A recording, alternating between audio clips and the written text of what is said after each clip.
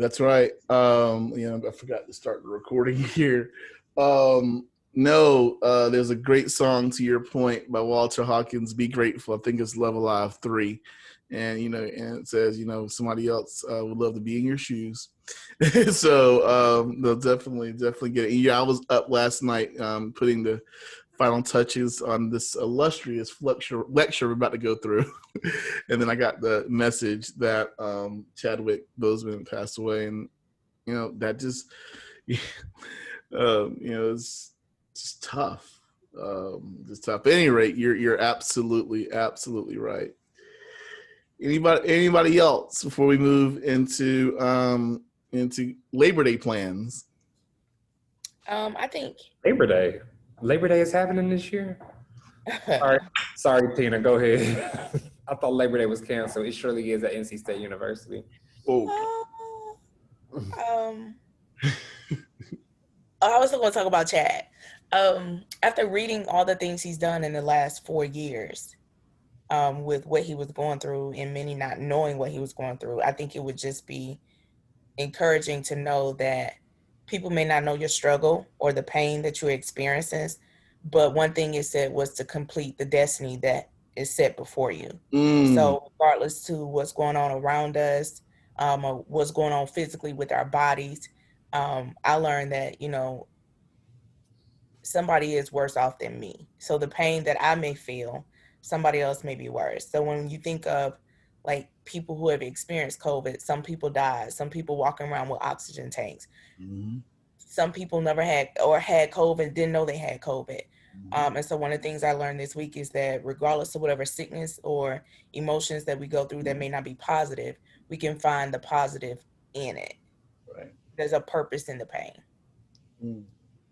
Preach. Oh, I preach. And one of the things I've learned over this COVID thing is how blessed we are. And when I say we, my son, 9 years old, has never lost contact with his grandparents and great aunts. Whereas some grandparents have been isolated. Mm-hmm. My son just spent the last month, ran from home to stay with his grandparents and his great aunt, and they had this fun time. And I just look back at some kids haven't seen their grandparents since March. He's interacting with his people, and that's such a blessing, especially when they're 70 plus. And I know young people dying, but the likelihood of them going on is there. So we're just blessed. We just got to count our blessings and name them one by one every day. Red, don't make me get on this piano. Okay. It's warming up. I mean, shit. it just come on here. It's just wonderful. It's just wonderful. Well, let me go ahead and chime in. Welcome back, Cheryl. I know that's right. Let's go. While we're on it, look, I tried not to say something, but y'all just brought it out. Yeah, it has been a crazy 14 days for Miss Thomas. Just trying to catch up in class. Last Saturday, my mom suffered a stroke. So please bear with me. But I want to say it. But she's fine. She was very hesitant about going to the hospital because of COVID.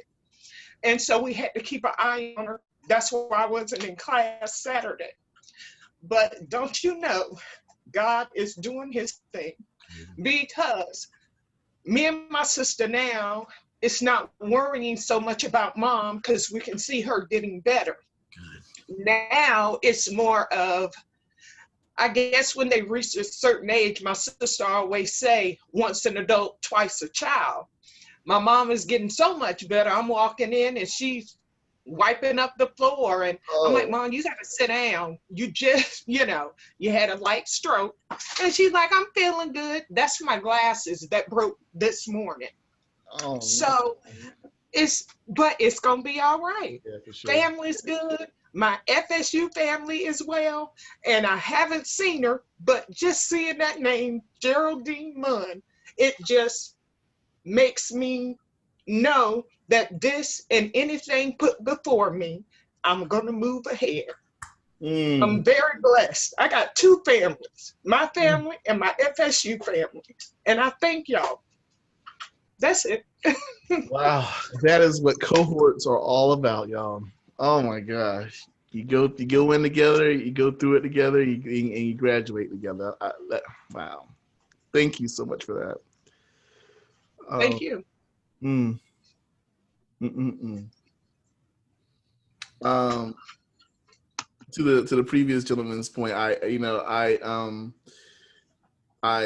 get to see my parents every day and I bring my children just about every day. And that requires me, to be very careful about places I go so that I can hang out with them. And that's a blessing.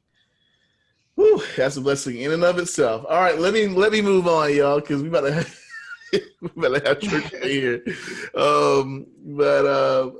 What folk have what folk have a plan for Labor Day? Well, it would be great, Dr. Munn, and I'll just put it out there. I mean, I'll just put agreements before she even started. Hey, I think everybody knows exactly where I'm going. And I know how much you are the self-care, that's your thing, And yes, so yes. I honestly think that next Saturday we all need to take care of ourselves and spend a little time just reflecting from labor. Yes, and reflect and lay before the Lord and and not have class. But no, I'm just saying. Well, look, thank you for putting that out there. I will see how far we get today. We are admittedly a little ahead of schedule, so we've been hitting our marks every class period, and so that's put us in a good place. Anybody else have any fantastic Labor Day plans? I guess that could all change if you all had Saturday off, huh? Absolutely. Well, look, I'll give that some serious thought and let you know in plenty of time before next Saturday. Cool. So let's go ahead and get started here. Today we'll be doing a review. One thing I like to do is to take the time to review the concepts from the week before. And then we're going to get into measures of dispersion, variance, standard deviation, and range. All righty, so we're going to review frequencies. We're going to talk about, this is just a chart for your reference that shows the type of descriptive statistic and the the levels of measurement. So for modes, counts, and frequencies, just telling us how many times a certain observation happens in a data set. So, just telling us how many times Buick show up on the road, or how many times students get score above 90 in a data set on a certain test. That's the kind of those are modes, counts, and frequencies, and every level of measurement handles that.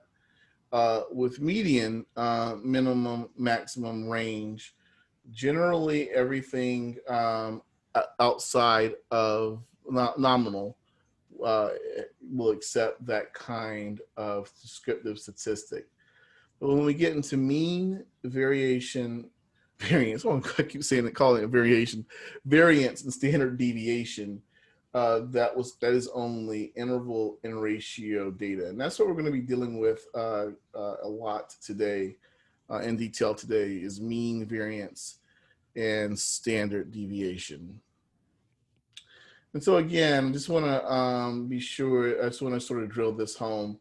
When we're talking about graphs and visualizations, this nominal data is frequency and has the frequency statistics and bar graphs. But with scale level data or interval ratio data, it's mean, median, mode, maximum, minimum, and standard deviation, and generally histograms instead of bar charts. And so bar charts have the spaces in between them, and histograms do not. All right, so again, frequencies, the questions answered are how often do things occur? What is the percentage? Measures of central tendency. What mean generally is what is the average? Median, what is the center of the data? And mode, which score occurs the most frequently? So if you have 20 tests and it's pretty well distributed across the spectrum there, but you have three people who make 78s, and those were the only, that was the most frequent test score, the test score that showed up the most. That would be your mode. Minimum and maximum. What are the extremes of the data? And in this case, the extremes of the data are 45 and 100. And we'll talk about how those extremes can have an impact on your distribution and your measures of dispersion today. These typically require continuous, or in SPSS, speak, scale variables. So a sample problem or question in this context would be, what is the lowest and highest scores from the last biology test in Biology 101? So before I get into the student-led examples, are the YouTube videos that I'm posting in Canvas, are they helpful for refreshing? They are. Good. And it's just a different way to hear it. Yeah. Awesome. So we're going to have a student-led example from SPSS. Go ahead and pull up your sample data set, bank loan 7. And this is a data file that concerns a bank's efforts to reduce the rate of loan defaults. The file contains financial and demographic information on 800 past and prospective customers. The first 700 cases are customers who were previously given loans. The last 150 cases are prospective customers that the bank needs to classify as good or bad risk, okay? So we're going to take a look at a couple of these variables. Well, better yet, you're going to take a look at, one of you is going to take a look and lead the class through this data set. And we're going to peel some really interesting things out of it. And so I'm just going to randomly pick on my favorite 2-computer student here, Miss Simon. And you are going to lead the student-led SPSS example. Are you comfortable sharing your screen, or would you like to walk me through the process for the entire class?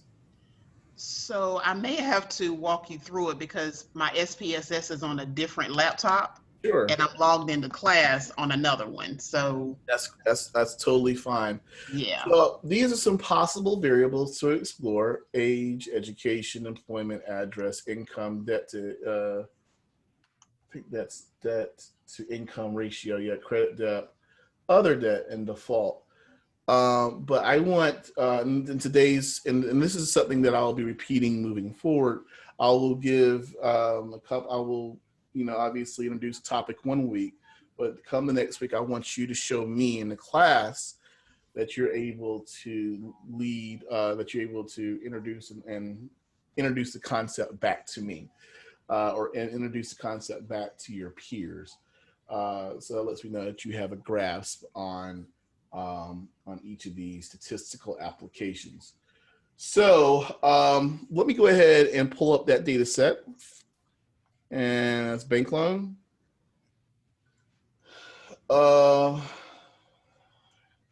What in the world?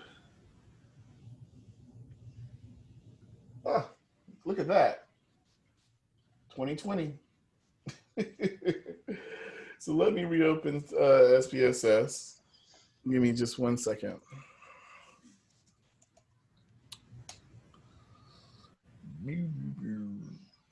Oh.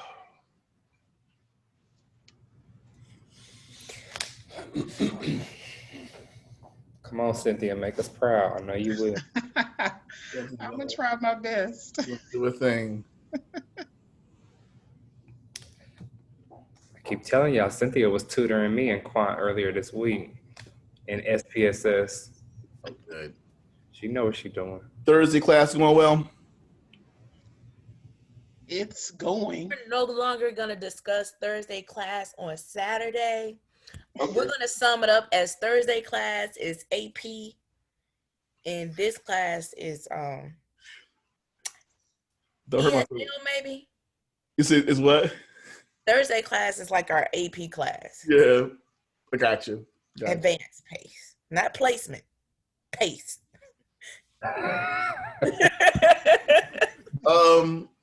Gotcha. That is helpful. Which is why I want to be very I want to take my time. Why are you adding like this? Come on, man. Open. Wow.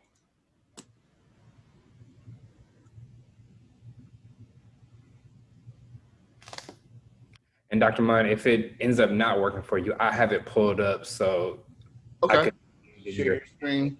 I think it's going to work, but thank you for that.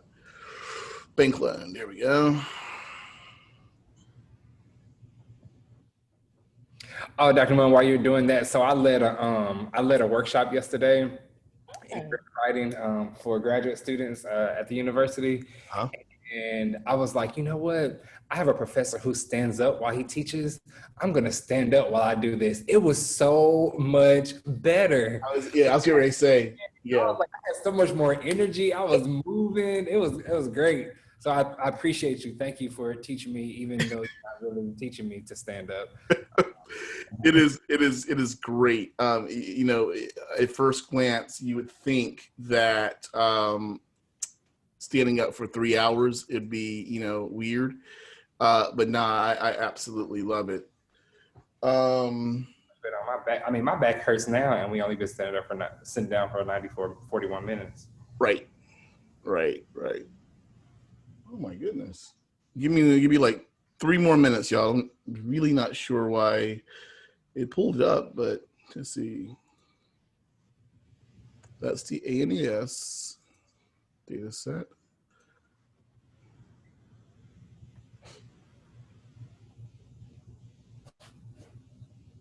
Okay, think so.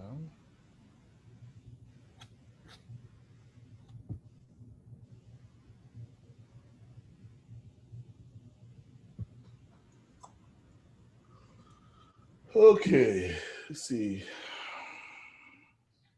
Oh, there it is.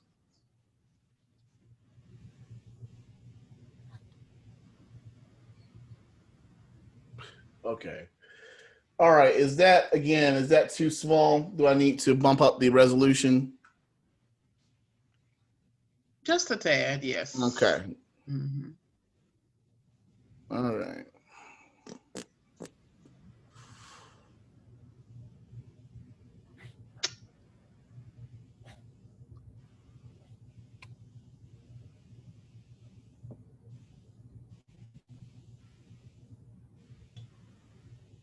Okay.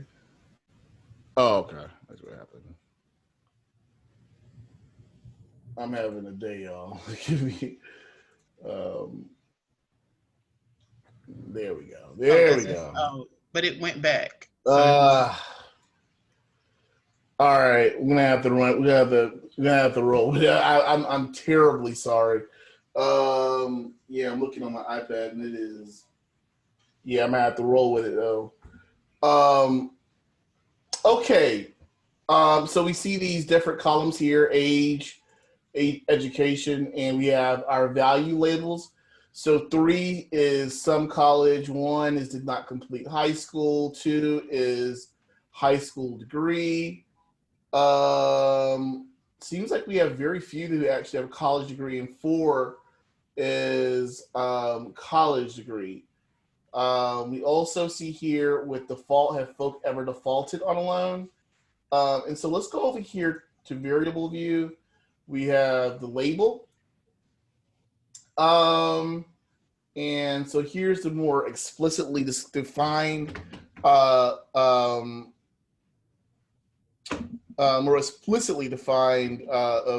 variable definitions. So take it from here, Mrs. Simon. Okay. And what would you like for me to explain? All right, so we're going to basically, you have these variables. I mean, someone just handed you this data set. And now that you know how to do frequency, what do you want to find out? You know, we've been doing these things, these mean, medians, and modes, and measures of central tendency for the last 2 weeks. You know, so I got SPSS. I'm bad. You know what I'm saying? What I want to find out here. Okay, so let's see. So we have the age, and let's see. Let me first find out how many people are we dealing with. Okay. So how do we do that? So would I go back to data view? You could. I could go back to sorry, data y'all. I'm realizing that I'm recording this and looking at my other iPad, and I realized that my screen is, this is what my screen is showing now. So you would probably go ahead, if you want to get the N, you want to go on to analyze, right? If you want to get the sample size of the entire data set, right? Okay, so go to analyze. Analysis. Oh, and do the descriptive statistics. And descriptive statistics. So go to analyze descriptive statistics, and then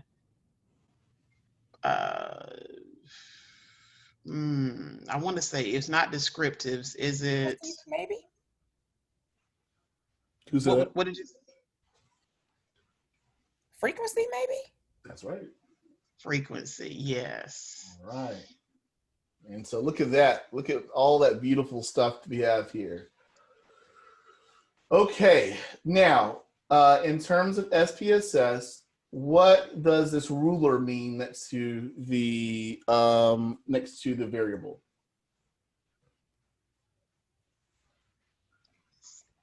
Is that nominal? It is. It does tell you the level of measurement, but it is not nominal. The scale tells you scale, and it's either interval or ratio. Now the bars represent some type of order, so that means that's an ordinal variable.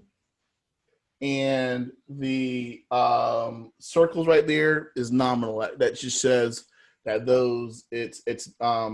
there's no order to that, so it's default or non-default, I would imagine. So let's take a look at which variables do we want to take a look at, Mrs. Simon? I think age is important. Okay, cool. All right. What else do we want to take a look at? And so therefore I would move age over to the variable. Okay. I would probably say the levels of education. Okay. Oh, yeah, sorry. I was looking for scale variables there. Okay, what else? Let me move that over.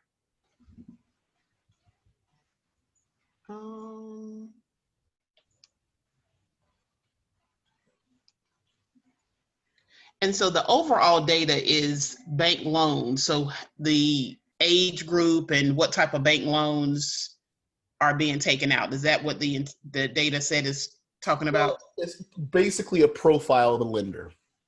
What they've done is taken a profile of each lender.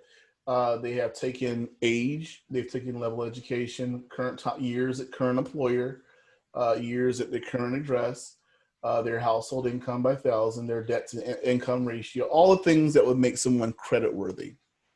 So it's taking all that information and basically they're, creating a profile based on this. Now we'll use this same data set later on this in the semester because there's some inferential statistics and some questions that we will ask. We will ask, is there a relationship between debt to income ratio and whether or not you have previously defaulted? But because the household income would be important. Right. That's so I'm going to put that in there. But what I'm saying is that because the previously default variable is nominal, and the other question that I asked, debt to income ratio, is scale, or in this case, I guess that would be a ratio variable. That determines what kind of statistical test that we can use. If there are two, if we're trying to find the relationship between two scale variables, generally you can go down a correlation route. But because those two are different levels of measurement, but that's what we'll get to down the line. We'll be able to ask this question. All we're interested in now is taking a look at mean, median, mode, measures of central tendency, just getting a snapshot of the data. And anytime you have that,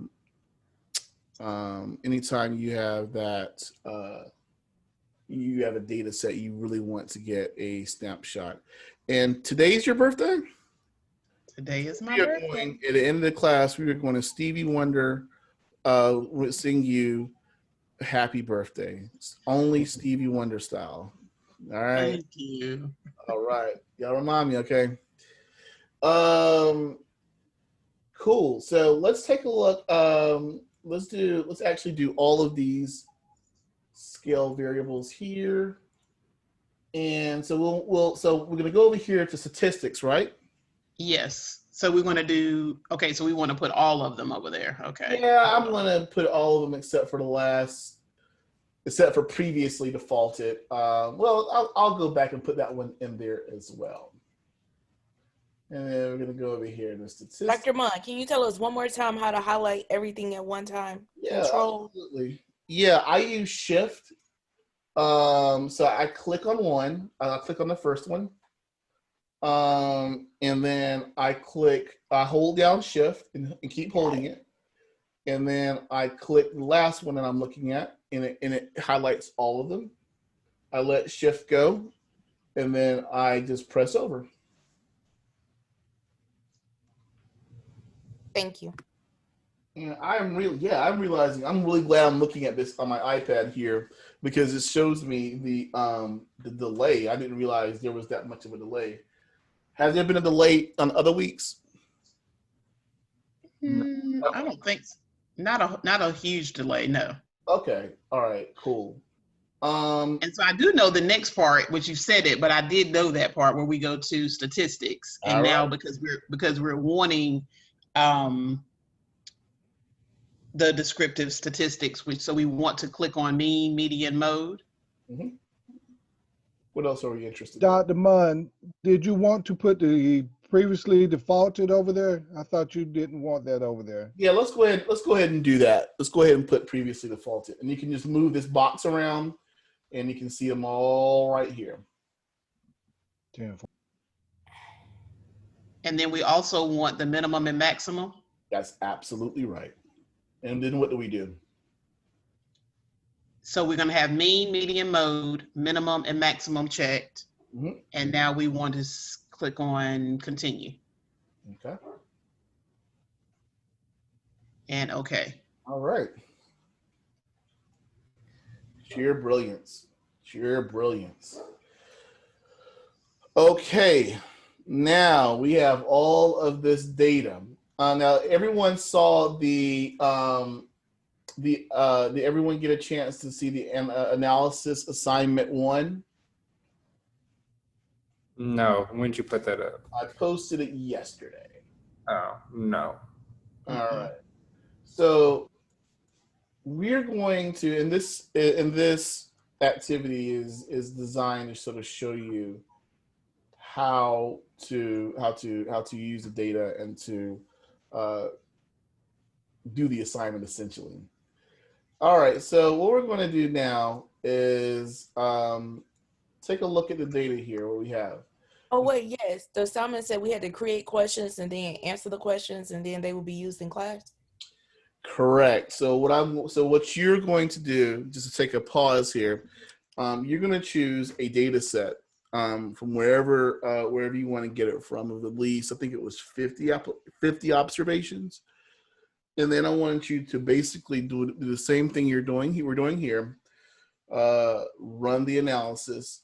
And then I want you to think creatively. This is where it gets creative. This is how I know that you understand the content. I want you to be able to create questions. I want you to create a scenario that will elicit questions, that will generate questions. And then I want you, I think it was however many questions that was an assignment. I want you to be able to generate questions from that scenario. So you can take all these data points, just create an elaborate story, and then create questions from that. Answer the questions, and whoever has the most creative and plausible scenario, the most thought-provoking questions, will get 5 extra points towards that portion of the assignment. So that part of the assignment is worth 50 points. And the extra credit for being the one chosen to be demonstrated in class will be 5 points, so a total of 55 points. And it's possible that the second part of the assignment, that you actually get both of the extra credits. So yeah, Ms. Simone was going to ask a question. In the assignment, I think it listed like the Census Bureau and all of that. Do you want us to use that information, or can we use the data that we have here? You can use any data set. Okay. Except for this that's done in class. So if I've listed it in the PowerPoint, you can't use that because that's not really fair. Thank you. No problem. Okay, Miss Simon, what we got here? How many cases do we have? Okay, we have 850. 850. So they got 850 people's information. Mm-hmm. What is the average age? The average age, hold on.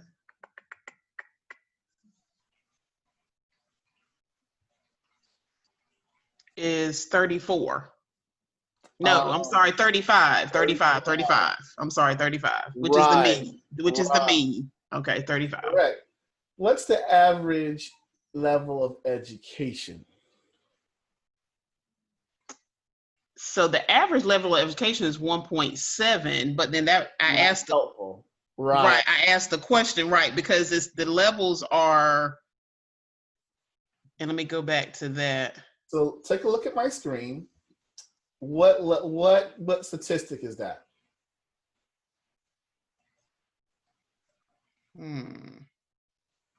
That statistic is mean, right? Mean, correct. Mm-hmm. And so when you go back to this chart is incredibly helpful. But what level of measurement? Let's go back over here to the data editor. What level of measurement is education? And anyone can answer this. Y'all have to leave your teammate on an island by herself. It's categorical, right? It's categorical, specifically ordinal, right? So what does this chart say about the level of measurement? Are you able to do mean with ordinal data? No. So that's why that doesn't make much sense. I mean, you could probably argue that the level of education skews a little higher towards, actually I think it's lower. You can make some inferences about where this is, but generally speaking, you're not able to glean very much from this because it's the wrong level of, you're not going to be able to get very much, but you are able to get a mode here, which tells us what? If we go back over here to the data view. And one did not complete high school. Brilliant. Well, Dr. Mon, when we click on the left side and we click on level of education, we can see that majority of them did not complete high school. From a very visual perspective, you're absolutely right. And then all this frequency point tells you, it confirms that. It confirms that the most frequent response in terms of level of education is 1. And so when we go back here, just to make sure, when we go back here to variable view, and we go back here, we go to education, and we go over here to value, we see, right, that 1 did not complete high school. So we can say, we can say that, the very few, you have a rather uneducated, that's probably not politically correct. Somebody help me clean that up. Let's say what it is. The majority of people did not complete high school. Bingo, thank you. All right. And the thing about it is, having 850, the population being 850, that's kind of shocking. IBM did these data sets a long time ago. So let's hope that things have gotten better in that market. All right. So let's go back. Years at current employer. Okay. What was the most frequent response in terms of years with current employer?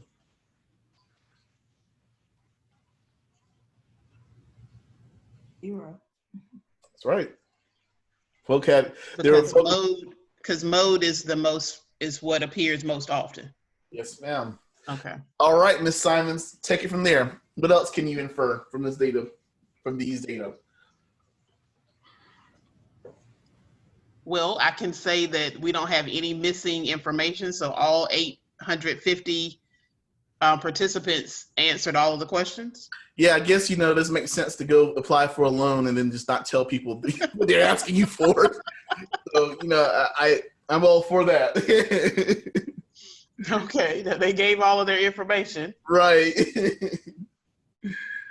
Okay, so now let me understand. So if the household income in thousands, yeah, the minimum would I be reading that correctly and saying that's 13,000? Or is that right? That's 13,000. Right. Mm-hmm. And the maximum was 446,000. That's right. As far as the household incomes. Okay. And the median, which is the average range, was 35,000. The average. Mm-hmm. The average. Okay. Wait. No. You said the mean. The average. The average is 46,000. I'm sorry. Right. The mean. I'm sorry. I keep looking at. Yeah. So the mean was the average 46,000. Mm-hmm. And in the middle of the data is 35,000. Was 35,000. Mm-hmm. So you have an average. The average applicants. Yeah. Which is interesting that if the average was 46,000, but they did not complete high school. Well, no. What was the number one was? Did not complete high school. They did not complete high school. So they did not complete high school, but the average income was 46,000. So we're going to do. One thing on that was the range of that to know, like what was the highest and what was the low, and look in terms of what we talk about in class on Thursday night, the standard deviation or whatever. Yes. So y'all did standard dev in class Thursday? We're not supposed to. My bad. I thought I was. No. It's cool because we're doing standard deviation today, and so now I'm going to ask you what you know so far. That's cool. Yeah. I mean, so then we can get an understanding of we know that 46,000 is the average, but who's to say like the lowest, the plot, I forgot. Well, the range. There's a dispersion. You're absolutely right. And what it could have been is that you had 2 or 3 people, to your point, that had 450 and 300,000, and it's not equally distributed. And so you have these outliers that are pulling the median, the mean up, right? So you're absolutely right. And I will be giving, the next time that we meet, I will be giving an extensive talk on skewness and kurtosis, particularly skewness, because that's going to be that's what is essentially happening when you have outliers that do what? Skew the data. Cynthia can run that box plot for you. Uh-oh. She put you out. Maurice, stop. Yes. So those outliers. All day. So, cool. Why is this? All right, we're going to go back here to the title. Beautiful. So we'll stop there. And what I'd like for each of you to do, to get this practice, is to take a look at these data points. So you can tell 46,000 is the average income. The debt to income ratio, we'll just say 10, or I guess that's it's 1,000, 1,017. Credit card debt in thousands. So you would just multiply that by, I guess, 1,000. Yeah, each of those are 1,000. You can leave previously defaulted off. But what I want you to do now is to take a couple of seconds and just really immerse yourself in this data and pretend that you're back in the classroom and create a word problem scenario. Just create a scenario based on these data points, and then write 2 to 3 questions based for your students based on these data. So if they were going to come back and look at the same table, create some questions that they're able to pull from the answers from these tables. So create a scenario and that introduces the topic, and then create 2 to 3 questions, drop them in the Zoom chat, okay? Did Cynthia do a good job for you all?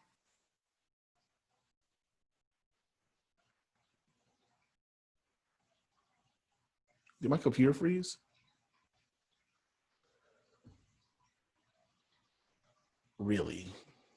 Did my computer freeze? Y'all know what he was saying. Okay, my computer froze, didn't it? Yes.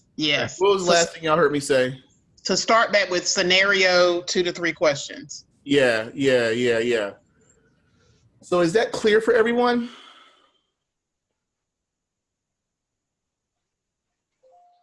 Oh my God.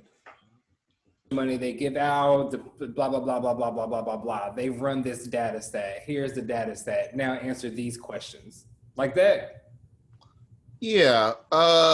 Sorry, my computer froze up again. Yeah, you can say something to the effect like, in a Midwest town of 15,000 people, a data set was, and then just sort of go from there. And then create questions that everyone can answer. All right. I'm going to give you all about 10 minutes to do that. And I'll be back here at 10:16.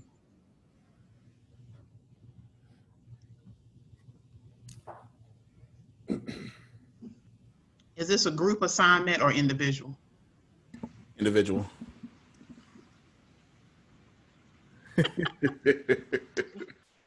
You couldn't make that screen bigger, could you? Let me try that real quick. This one here. Bigger yourself if you go to the view options part and then zoom in. Okay, thank you.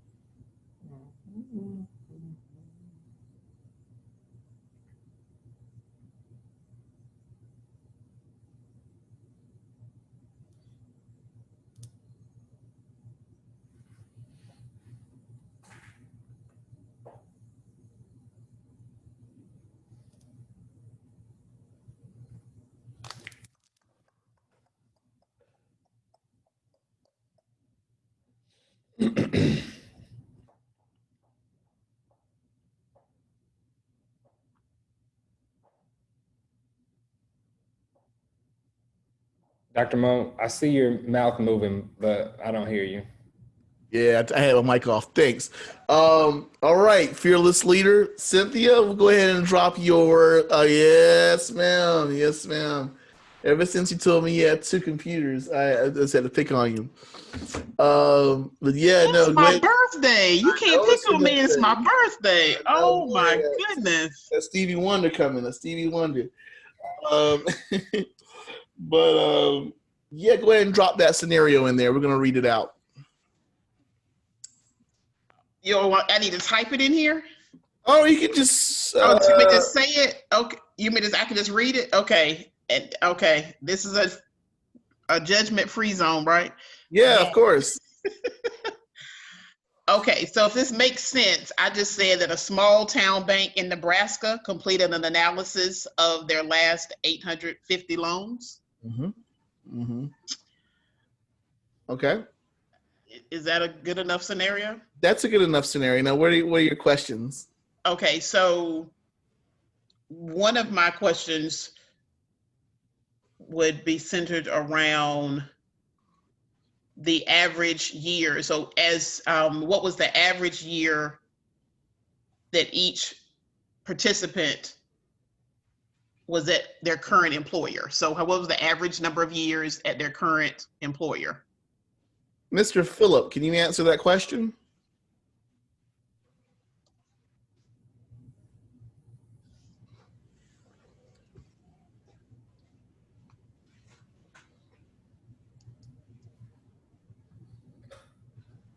Mr. Phillip? Hello, can you hear me? Yes, sir. I hear you now. Oh, okay, sorry. And the question you said was what was the average? Years at current employer, yes. So the average years, it would be, that would be 8.57. That's right. That's right. And what statistic is that? From the mean.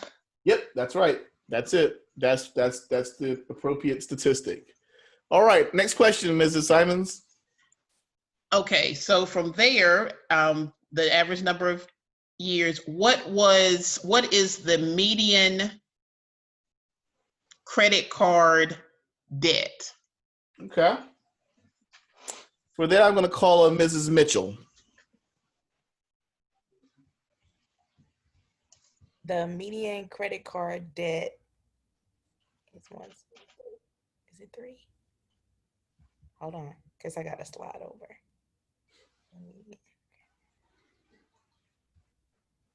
0.8851. Now give it to us in thousands. Okay, 0 and 8,851 10,000. So, about $800. About $885. Okay. Good, good. And obviously the median is the what? In this situation, it's the appropriate statistic. All right, good. All right, Miss Simons, knocking it out the park with us. What's your last question? Whew, my last question. Okay, I was working on that one, but I'm gonna come up with one. Okay, that's what I'm talking about. Okay, so based on the 885 participants, 850 850 participants. Thank you, Maurice. Participants. What was the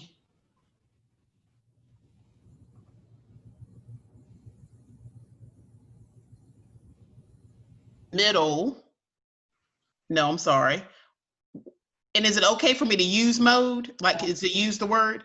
Sure. Yeah. Okay. What was the mode of other debt in thousands? Okay. So what would be a better way of asking that question? And I think that, yeah, there needs to be a better way. What is the most frequent observation, right? That appeared, yes. Say, what is the most frequent level of debt, other debt in thousands? I like that. What is the most frequent level of debt? Mm-hmm. Other debt in thousands. Other debt in thousands. Mm-hmm. Vonda, do you mind answering that question? No, I don't mind if I can find it. Mode, other debt in thousand. Is that a 3.17? And I don't, is that a, what's that little symbol behind 3.17? Multiple modes exist, and so they chose the smallest one. It's right there, right here at the bottom, right? Okay. So all you do is multiply 3.17 times 1,000, and that'll give you your mode. Okay, hold on. 3.17 times 1,000. 3,170. Yep. So that's the most frequent level of debt. So that popped up obviously more than once. Other debt. Okay. Dr. Munn. Yeah. LaShonda had to leave. Okay. She had an emergency. Oh no. Yeah.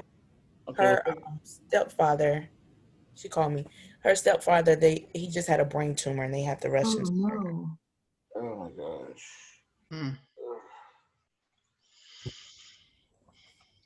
Okay. Definitely be sending up thoughts and prayers for her stepfather. Okay. All right. Go ahead. Somebody ask a question. I was just going to say, what was the relevance of what I just responded to, that 3,000? That is the most frequent amount. That was the amount of money that was most frequently reported, or? Yes. Okay. Yes, that is an incredible description. Yes, that's what. So say that again for me, please. Yeah. So out of those 850 responses, $3,170 came up the most frequent when asked about how many other debt. So you can imagine it may have come up 4 or 5 times. I just, we can actually see it here. Yeah, I was gonna say it was twice, and the other one was 7,000 something. I just looked at it since there were multiple modes. And so that's why I chose that one, because I wanted to get a better understanding of what that A stood for. So that's why I chose that question. Yeah. 7,820. I have a question. Brady blessed us with this navigation years. What is the A again? The A means that there were multiple modes. All right. Okay.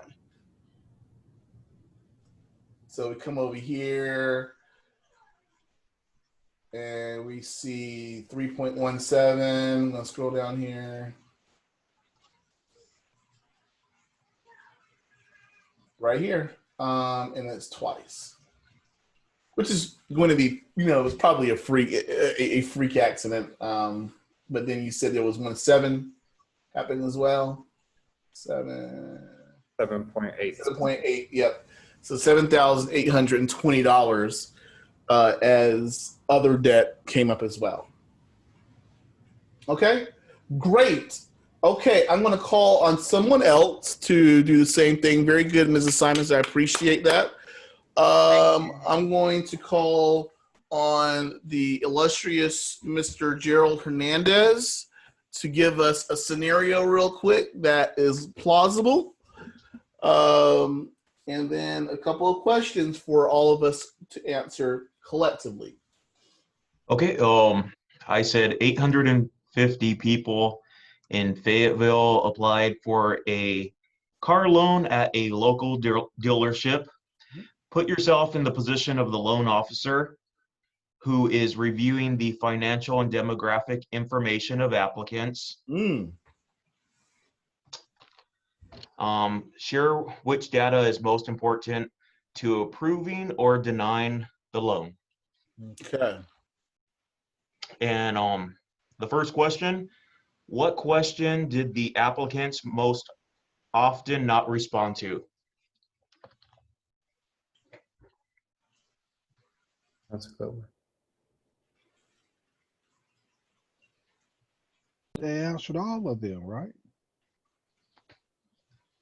Actually not. How was that? Previously defaulted. Actually not. Who's going to answer that question? Previously defaulted. Bingo. Is that right, Mr. Gotcha. Hernandez? That's Gotcha. correct. Yes. Gotcha. Bingo. Now where do we find that? The last column. Last column. Very good. Very good. I like that. I like that. What's question number 2? So wait a minute. So explain that. So there were 150 People who participants. right, who didn't respond to whether or not they previously defaulted on the loan. Good job. On the Gerald. loan. Good Got job. you. Okay, got you. Okay, that was the question. Okay, got it. Everybody And, else? and the other question would be, so the 700, they were the ones that answered, Yes, ma'am. correct? That's correct. Were they the ones that could possibly have defaulted on the loan? Yeah, I mean yes. Oh, Some of them did. Good. That's going to help me with one of my questions. Okay, thank you. And some of them absolutely did. So we go down here to previously defaulted, and the ones out of the 700 that responded, 183 actually did default on their loan. Everyone see this here? Yeah. Go down to the side where it says to the navigation tool. Go on down here to previously defaulted. 517 said they've not, or 60.8% have not, and 183 have. Dr. Munn, Yes, my ma'am. screen doesn't look like that. Say again? When I click on, oh wait, I have too many previous defaulted. I have all 3 on here. Maybe that's why. Oh, Okay. Fine. I'm like, it's not showing me 700. It's not showing me what you guys are talking about. Never mind. I know why. Awesome. Okay. Number 2, the majority of people applying for this car loan are what age? Hmm.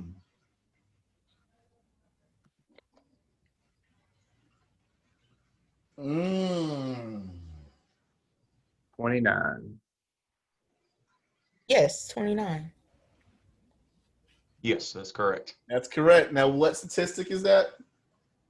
Mode. Oh, bingo. I like this. This is good. This is good. All right. Do you have a third one for us, Mr. Hernandez? Yes. When it comes to debt other than credit cards, in thousands, what was the average debt?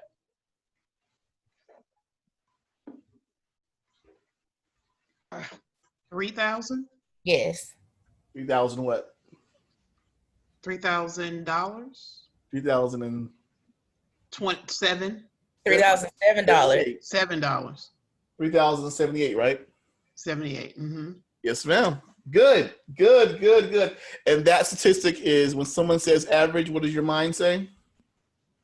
Mean. Bingo. Bingo.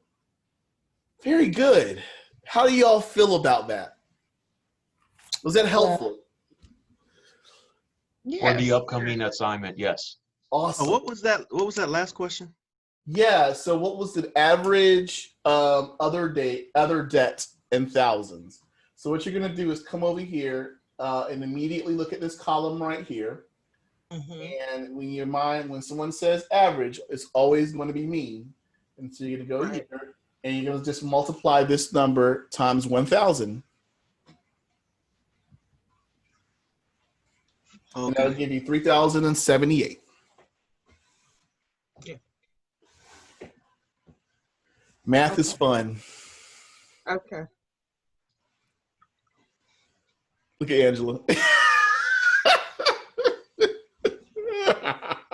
Angela, just move the decimal 3 places to the right. You'll be there every time. Yeah. No, it's not even. It's not that part. It's not that part. I get that. It's when it all compiles together. That's when my mind starts to be blown. So yes, basic math is fun.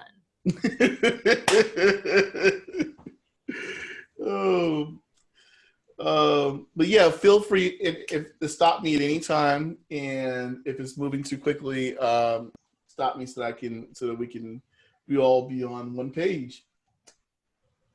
Dr. Munn, I was working on a question, but I didn't finish it. Yeah. So can I have 1 second? Hold on, before you move that off the screen. Yeah, absolutely. Because I wanted to test something out. So it was about, I wanted to ask, like, is there a correlation between household income and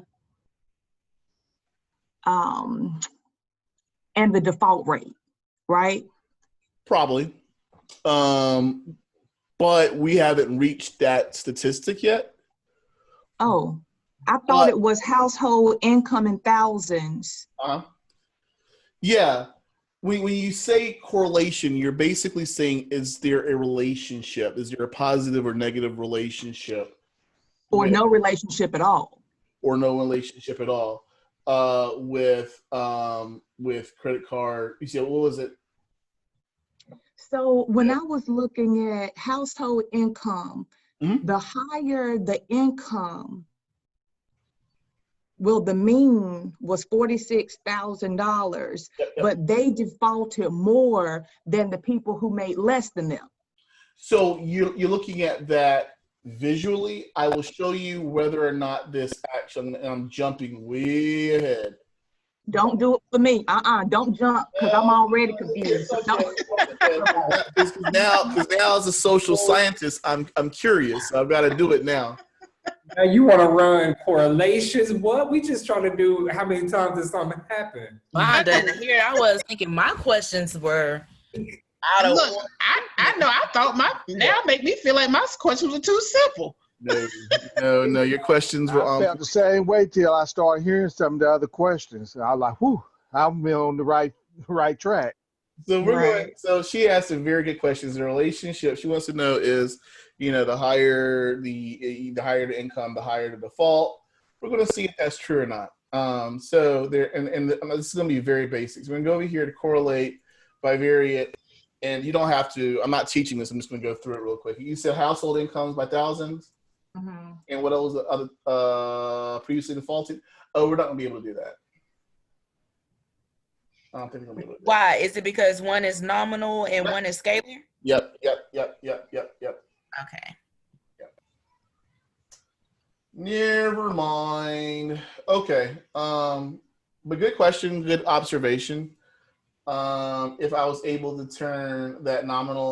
turn this into a scale variable, which I'd like to do one day, then I will be able to run the correlation. Now, what I can do is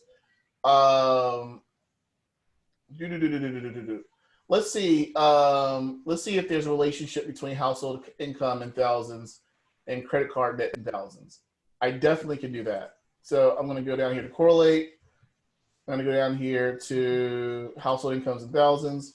And so the basic question is, do people who have more income tend to spend more money in credit cards? Okay. Ask that question real quick. Mean standard deviations. Click that. Pearson, two-tail, boom. We're not going to do Spearman or Tau. All right. Wait. So, yes, very strong relationship.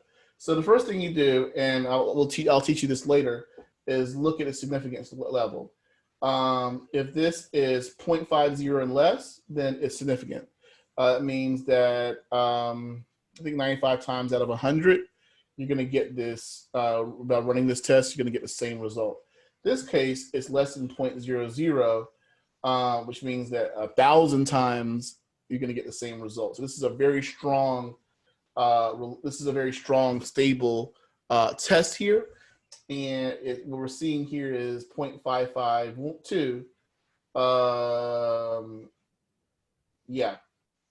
So if someone can get this right, then we won't have class next Saturday. Hold on. If someone can get this right, they won't have class next Saturday. All right. What is the range for correlation? It goes from what to what? Hold on. For correlation. 0.01. 0 to 1. That's right. Rachel done it! Yay! We will not have class next Saturday. That's right. So look at this. So this means it is on the other side, obviously, and look, anything that's 0.3 and above, in my opinion, there's a pretty strong relationship. There is a scale there, and we'll point that out in the Morgan book. But sorry, I had to indulge my inner nerd. I had to see if there was a relationship. So thank you for allowing me to do that. Who answered that question? Was it Fred? No one asked that specific question. I just asked. Oh, who answered the question? Fred. Yes. Yeah, Fred was the winner. Yeah, they did. But you know, I led Fred to the win, right? So that's like an assist. That's right. You, good point, guard. You threw it over there. Good job. Teamwork. I love it. Makes the dream work. Okay. Cool. So yeah, that is. Thank you for taking us down that rabbit hole. No problem. Now I'm trying to get us back here on track. I had a couple more examples, but it is 10:37. And yes, so I do want to do a student-led example for this data set. This is a very, very large data set. It's the American National Election Survey, but it is about 10:38. So let's come back at 10:48, and I want I'm going to engage in some mischief. But I want each of you to drop the name of the person that you nominate lead this example in the chat. It can't be Miss Simon. See y'all at 10:48. Guys, we got to be smarter than that. Hey, Dr. Munn. Yes, sir. I have to log off right quick and jump into work to give a welcome for my students this year, but okay. I'm at 10:48. Okay, cool. I nominate Dr. Munn.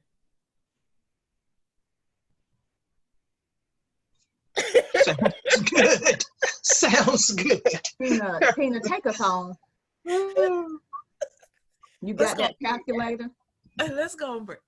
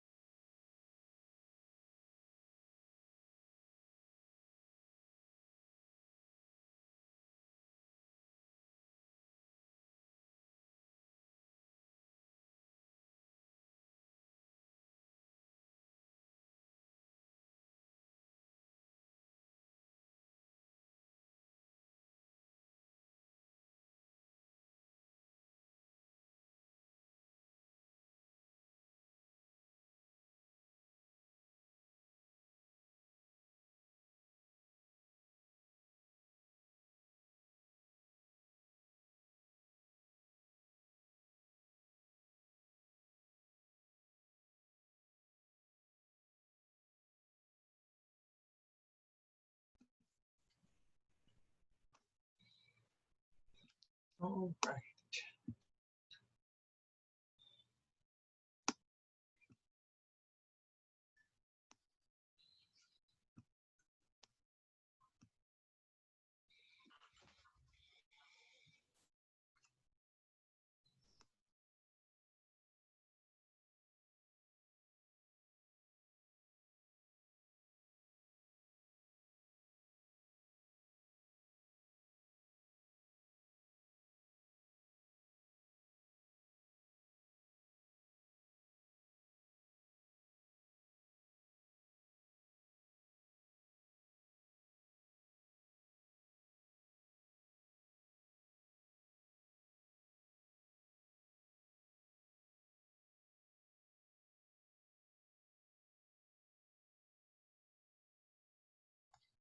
Dr. Munn, Maurice is still out. He needs to be let back in.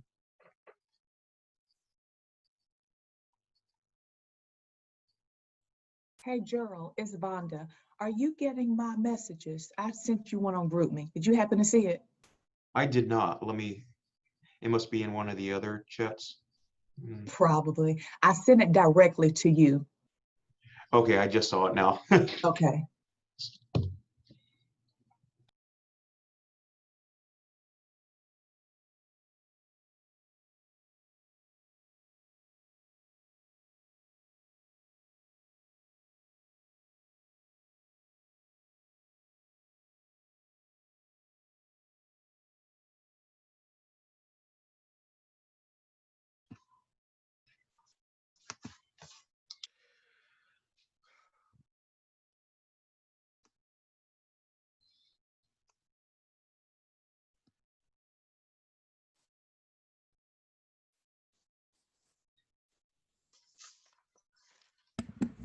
We're going to give Maurice a couple more seconds here.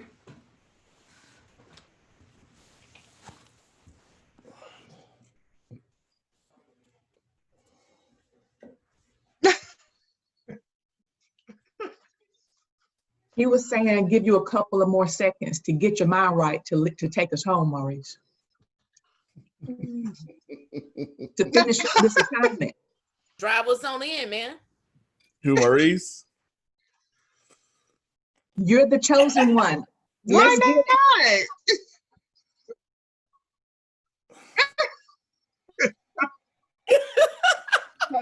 Oh my goodness. The mode in this data set is 2 for Tina.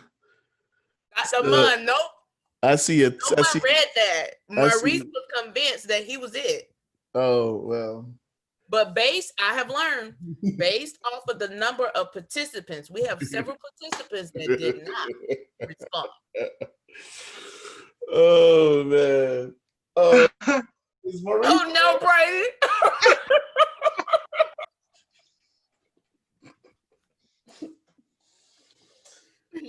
Okay. Is this, huh. Boy, you come on, vote for Maurice. Boy, you ain't gonna vote for his frat brother. Oh, I did not know that. Who's frat up here? What frat? For mine. The only frat that matters is Phi Beta Sigma Fraternity Incorporated. Oh, wow. I don't know about all that, but, you know, you have a Greek roll call here? Yep, let's start it up. Let's start it up. Fred, you know we gonna do this for. Let's go ahead and get started. Dr. Munn is on your side because you haven't had anybody since Dr. Hadley. Dr. Hadley's. But I'm okay. I'm okay. I can stand alone. Y'all That's what Mega Men do. Okay, so we got Omega, one Sigma. Who else is up here? We have 3 Sigmas: me, Terrence, and Boyu. Quit playing. Oh, this is blue fall all day. That's what I'm talking about. That's what's up. Any sorors here? Oh yes, oh yes. Yes, there's 3 of us representing. AKA Delta, what's that? Must you ask? Uh-oh. Bless the heart. No, that's right, Vonda. That's what I'm saying. Okay. Well, I'm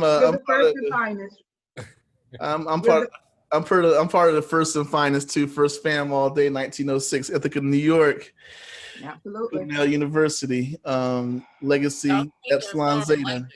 I'm sorry. First withstanding black fraternity. First withstanding black fraternity. Let me just help everybody.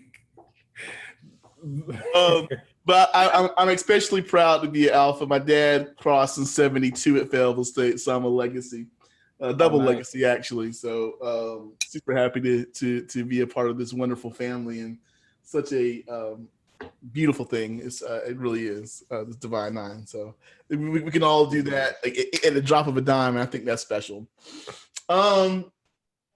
Cool. So so Maurice, it's between you and Tina. Which one's going to do? Maurice all day.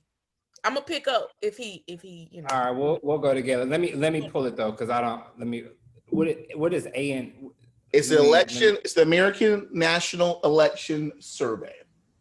Okay. I just want you to pick a couple of variables that you might find to be interesting, and I'd actually start over here in variable view. Wait. Okay. All right. What is it, guys? Do I got the wrong thing up? Car sales. Now I have it in variable view. I don't have it in because there's just so ANS. Yeah, that's at 3. Okay. At 3. Mm-hmm. Okay, I'm ready. I'm there. All right, so we're in variable view. There are lots of variables. My goodness, 767 variables. By view, well, the greater majority of them are categorical. Most are nominal. I see just a few ordinals at the bottom. And then you've got a couple of continuous, some scalar variables. Absolutely. Anything else you want from variable view? No. Just so I guess from here, take us on. What do you want to analyze? Now tell me what this is again. American National Election Survey. They ran this in 2018, I think. Okay. I think they ran this in 18. It may have been, yeah. I think it's 18. It's a series. It's a very, I think Princeton does this, and it's a very big data set, and it really is a great survey to get an idea of where folk are. I absolutely love this because it makes a great example for analysis all the way through the semester. So we'll be coming back to this data set. Okay. Did I put a code book for this in the course materials? Code book? Yeah, because it makes it's basically what the label is here, and it's just explanation behind the variables. So it'll tell you. It basically tells you what the values are. So let's go to variable number. Scroll all the way. No. Let's go to variable number. Yeah, pretty much all these variables are nominal.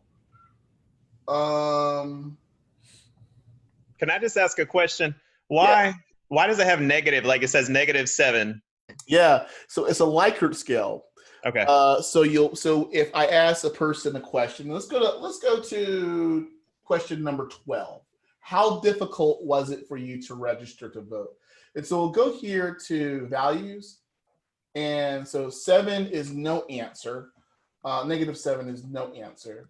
And so then you go from -1. So just imagine doing a number line.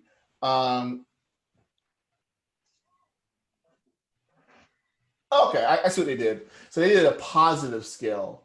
So they coded inapplicable as -1, and they did no answer as -7. But they started at 1 saying not difficult at all, 2 a little difficult, 3 moderately difficult, 4 very difficult, and then 5 extremely difficult. And see what that allows us to do is that if we look at this data set and we look at and we're not supposed to do this, but if we look at the mean, and the mean's trending towards 5, okay, what will that tell you? If if the mean for this variable was something like 4.17, and you've got -7 and -1 in there, what would that tell you about the general population in terms of registration difficulty? It was extremely difficult, It would and so did not answer at all, maybe? Well, no, it would mean that the majority of the respondents are saying it's difficult to vote. Yeah. Mm-hmm. Now, if it was trended towards, 1 or 2-ish, then most people are not having an issue, or we're having a lot of people who didn't answer.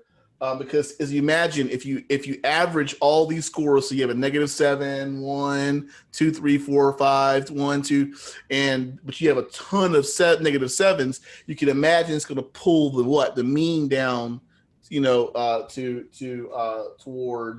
towards the lower end of the spectrum. Whereas if you have a ton of 4s and 5s, that'll pull the mean towards that spectrum. Let's actually do that as an example real quick. Let's go over here to analyze descriptive statistics. I'm cheating a little bit, but just indulge me. We're gonna find that variable.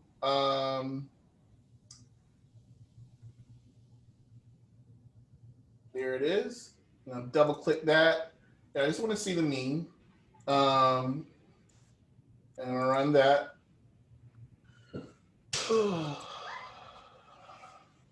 Okay.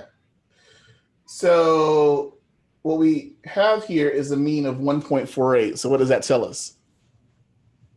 That those folk didn't have an issue registering the vote.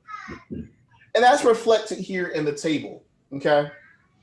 How difficult was it for you to register to vote? How many people do we have missing from this response? 2,300. So what's our N? 200. Wait, capital N or lowercase n? Isn't it? Well, in this case, it'll be capital. Well, lowercase. Lowercase is sample, right? Sample. Yep. Yeah. So it would be 2,500. So they were able. They pushed us out to 2,500 people. So this is a huge data set. So let's go back and put Tina and Maurice back in control of this data set. So I want you all to walk through here and take a couple of minutes and walk through here and tell me what is interesting to you in terms of analysis. What do you want to see a better look at? Let's just pick about Can 4. we start with, are you registered to vote? Okay, what number is that? 2, I think. 8. 8. What? 8, yes. 8. Beautiful. Okay. Sweet. But we can do multiple, right? We don't need to just do one time. Yeah, you can do as many as you'd like. Okay. So in analyze descriptive statistics, we're gonna go over and put. But Tina, let's pick like 4 different ones and then we can run them all together. Okay. So 8, I think 8 was good. 15, I'd like to know when people actually did vote. Okay. Variable 15. All right, 8 and 15. All right. What about how difficult it was for you to register to vote? Okay, so 16. We got 8, 15, and 16? Or is this? Cheryl, did you mean how difficult to register or how difficult to vote in the last election? Because we just ran how difficult it was to register. Well, we didn't really run that, did we?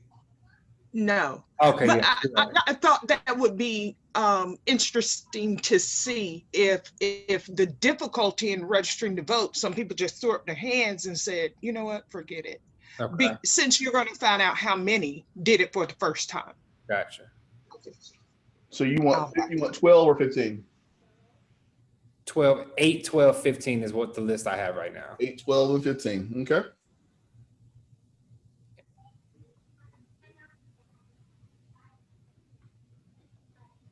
Ooh. Let's do 46. I was down that way, yeah. Do you favor, oppose, or neither favor nor oppose allowing convicted felons to vote once they complete their sentence? 46. Well,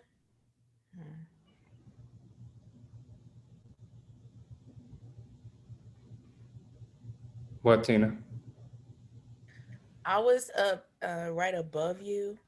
Go ahead. Yeah, we don't. I mean, throw another one in there. We can run all 700 and no, we can't. Well, we can, but we won't. In the 41 in the election this November, how accurately do you think the votes? Oh, that's a good one. Ooh, that is a good one. Okay. So 8, 12, 15, 41, and 46. Okay. Are we running by gender and race? Where is that? Which number is that? I can't even see. It's probably up at the top.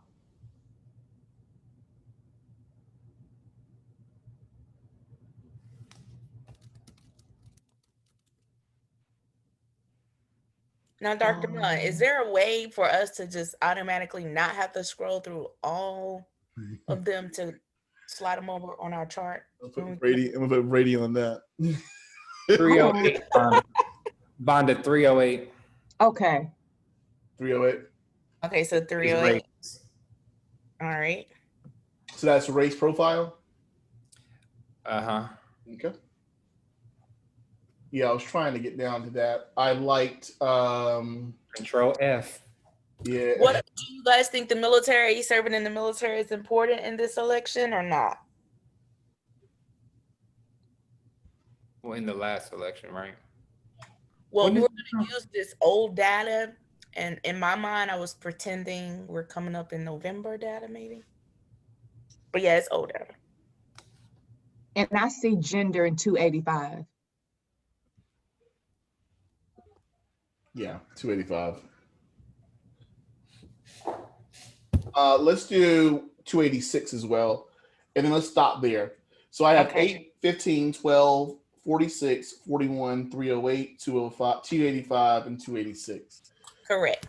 All right, let's try for them. This is going to be hard. This is going to be hard. Can we type it and it pop up? No, because IBM is evil. Oh, but you know, you can't do numbers, which we probably should have just done. Dang it. Because you can still control F. Like I control F and found race profile, and that was easy. Yeah. But who wrote them down? We I did. wrote the numbers down. We should have done this like as we. I was thinking. All right. Okay, I got you. So number 8, the label is. Are you ready, sir?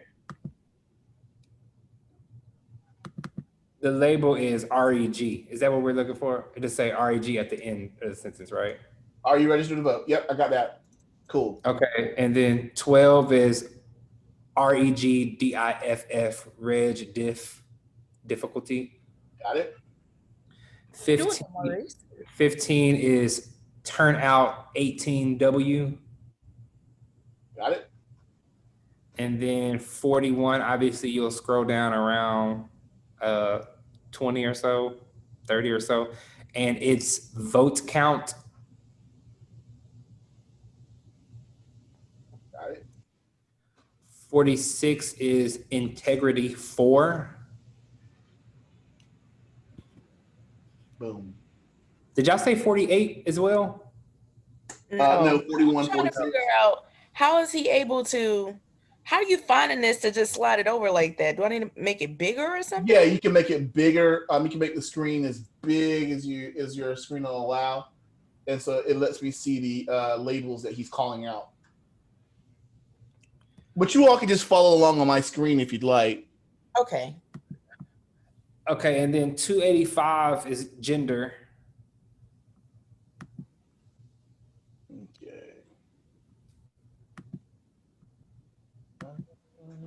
There we go. 285. And then 286 is EDUC, EDUC right under it. And then we had a 308, right? Yeah, and then 308 is race.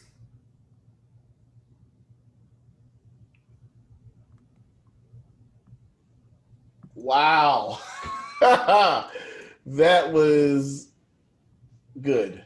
Okay. So now what do we do? We're going to click statistics. Yep.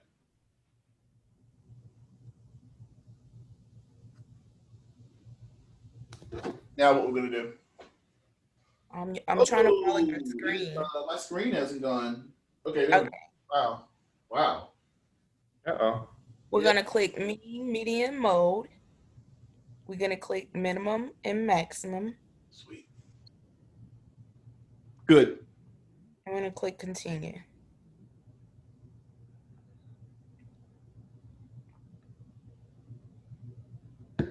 And then okay.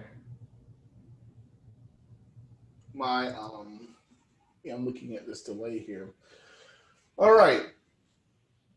So since these are all ordinal or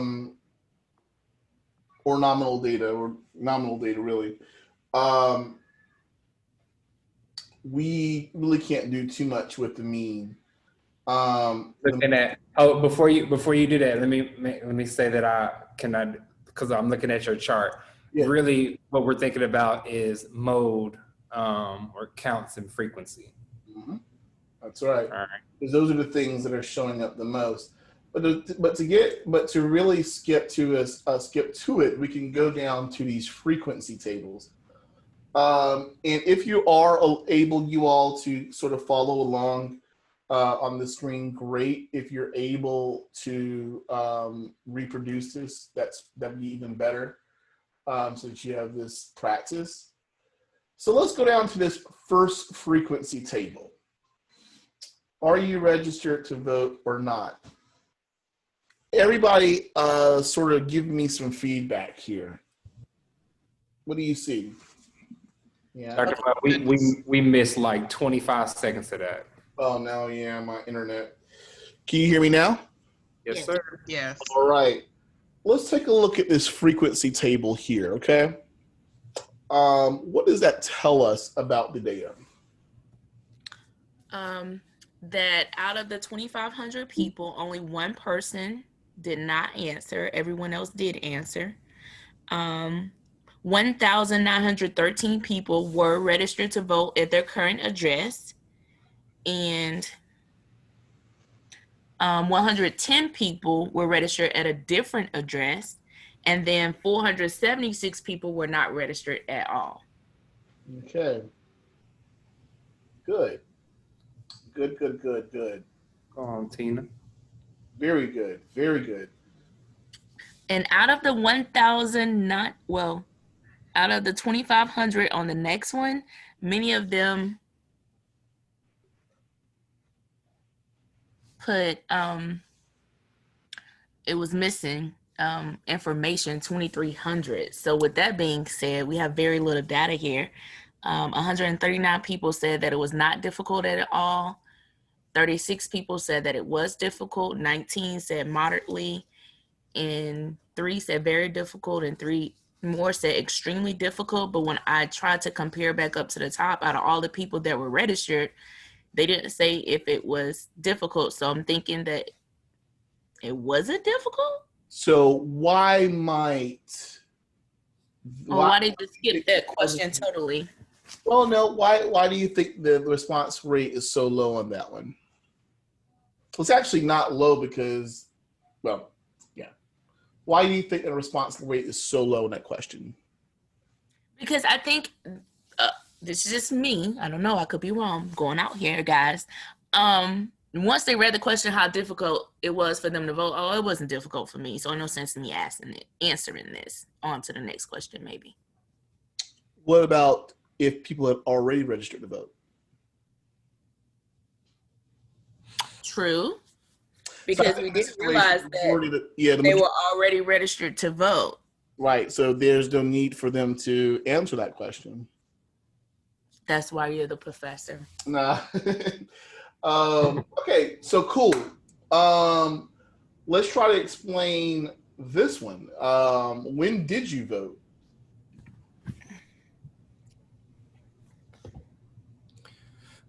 So, all right. So we've got 892 people who answered this question. 1,608 did not answer this question. Only 39 of the 892 who answered it voted on election day, which was less than 2%. Excuse my lighting. So to add on to what Maurice said, maybe they did a mail-in ballot or whatever it's called way in advance before the 3 weeks, if it's possible. Because that's not an option down here, right? Correct. And it is, very heavily skewed that way. Okay, let's go on down to in the elections this November. How accurately do you think the votes were counted? And how many missing do we have there? 2. Only 2. Right. So it's very much in the middle. You've got 37% who's saying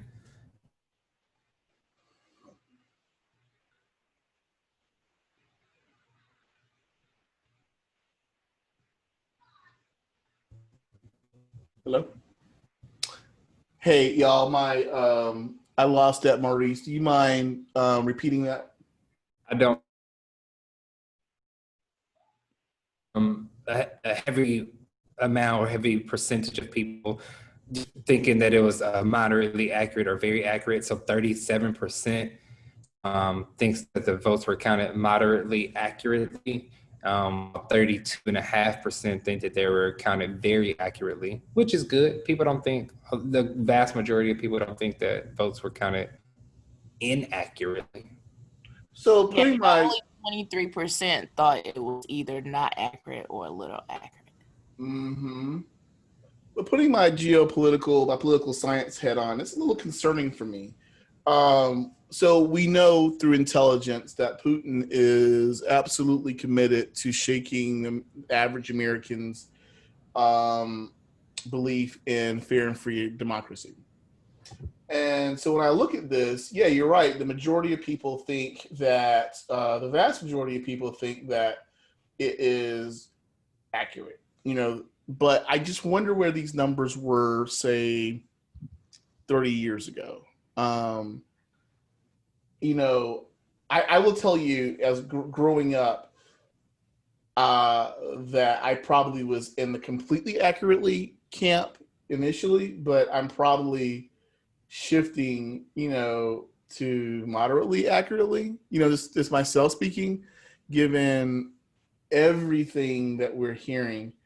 And I just wonder how this barrage, of just, sort of negativity around the election systems is going to have an impact on people. So I just wonder, I guess what I'm saying is, I wonder how much this is shifting over time. That would be interested. All right, let's move on to, do you favor, oppose, or neither favor or oppose allowing convicted felons to vote once they complete their sentence? Wow, we have a lot of people. I'm sorry, go ahead. Yeah, 50%. Well, I rounded to 50%. Either skipped it or they didn't answer that question. Mm-hmm. That's interesting. All right. But out of those who answered it, only 6% opposed it a great deal. So those are the people who favor, if you do something wrong, completely stripping somebody their right to vote. Now, what other characteristics do you think that kind of voter would have?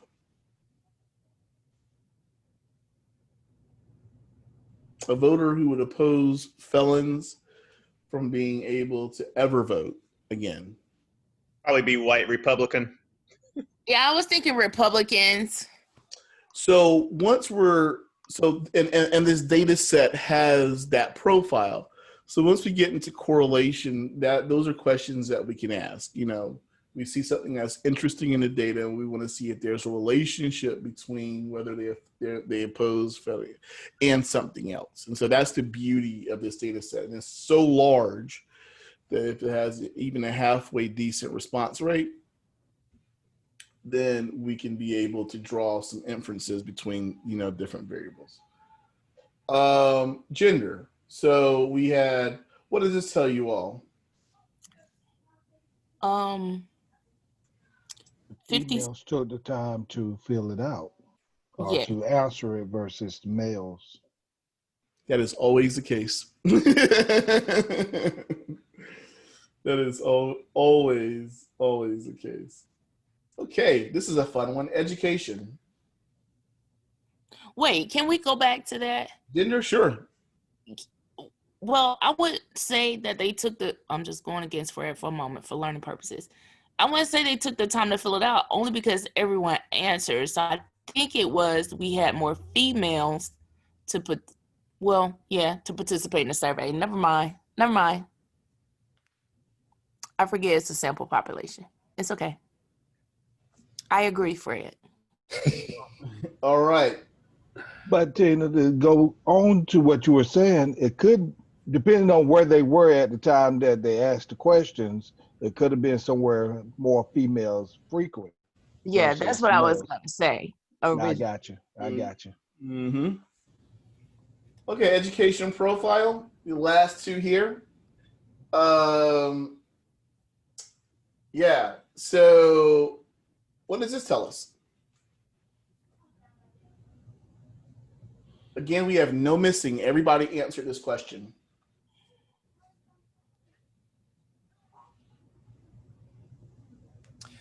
So this is majority of the people were in high school. I mean, they had a high school diploma. Yeah, we're just going to assume that this is highest level of education achieved. So, good grief. 6% had no high school. That's possible, but they could be old if we were to include the age and time frame. Yeah. They could be the people that are from the 1940s, when you didn't necessarily graduate from high school. What percent had a college degree or higher?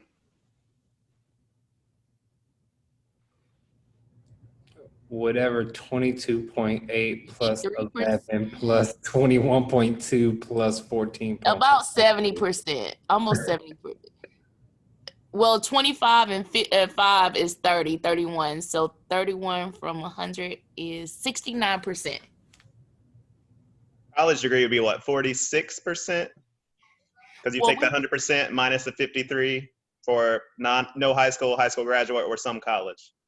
So I'm going to say, let's just say. Oh, see, I included some of the college people. Brady, yeah, Brady. I like your. So what I'm looking at is college degree. So whether you have an associate's, which is a 2 years, 4 year, and then a post grad. So that's what 11. That was 33, 43, 47.3, 46.3. I said 46. Okay. Or so 40. You know what? Due to standard deviation, Maurice, that 47 will still be right there. So 46.3 tells you that at least almost half of the respondents here had a degree. Right? Right. Mm-hmm. Does it say, or does it say at least some college? But see, we don't know about that some college, whether they got we don't know the 2 year, if they got an associate or just went to school for 2 years and couldn't go back. I think the code book says that, and that's not how that works, Fred. If it's ever a 2 year, it is, the assumption is that you got an associate's degree. Rather the question would be the highest degree acquired. Yeah. But see, some people, like what Fred's saying, they went to school, they have 2-3 years of college credit and don't have an associate's degree. But So the that would go question under is some always college. going. They would have did It some would go college. some You have college, to go to the right? code book, but the nationally recognized question is, what is the highest level that you obtain, not how many years did you go to college. So Right. I hear what y'all are saying, but we'd have to look at the code book, but it probably does say what's The the highest associates. degree that you attained. 2-year would equal associate, 4-year would equal bachelor's. Okay. And anything after that is post grad. What is the last column? Cumulative percent. What does that mean? So for high school, you see how it has 5.8, and then we have high school graduate and no high school, it jumps up to 30. So it's basically adding each percentage as for each group. They need to do a reverse of that. I guess maybe if you just put it in reverse order, so that for your question, if you ask what is the percent that have a degree, it would have gone in reverse order, so we wouldn't have had to do all that adding. Right. Well, have we asked that question sooner, all we would have to do was subtract. Because at the 64.7%, everybody back beyond that didn't have any That's true. 2-year. So That's true. now we know how to work backwards. Okay. And the last category is race. This is what kind of variable? I think this is a red state. No. I was just kidding. It was just for Saturday morning. This is categorical and it's nominal. Right. Categorical and nominal. Good. So how many people did not answer? 1. Okay, so that doesn't even compute in terms of like ballot percentage, so they're pretty much the same.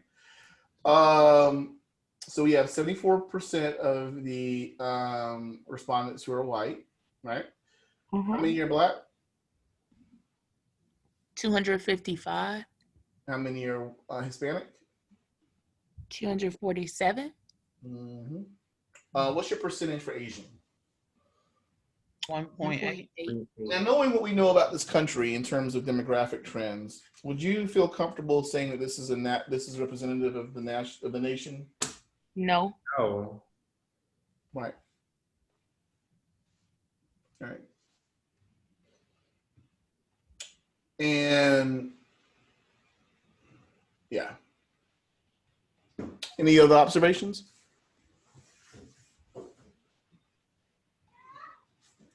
Pretty self-explanatory, right? I mean, it's probably, it obviously overcounts whites relative to the representation of America, undercounts blacks because we're at 13%. Certainly undercounts. And I don't like the fact that they stuck Hispanic in here because Hispanic is ethnicity, or Latinx is a Hispanic is a ethnicity, and so it doesn't track with the census, and so I'm not completely comfortable with that. So what should it have said? Latino? I generally like it shouldn't have had Hispanic origin in there at all. Because in my opinion, Hispanic origin is ethnicity, not race. And so it should be, white, non-Hispanic, black, non-Hispanic. Okay. What I mean? Just like the census. But we get the point. 10%, probably undercounts Hispanics in general. Cool. So we have about 22 minutes. And so I'm going to spend a little bit of time. I'll stop there and just ask folk in general, how do you feel about frequencies? How do you feel about SPSS and mean, median, mode, maximum, and minimum?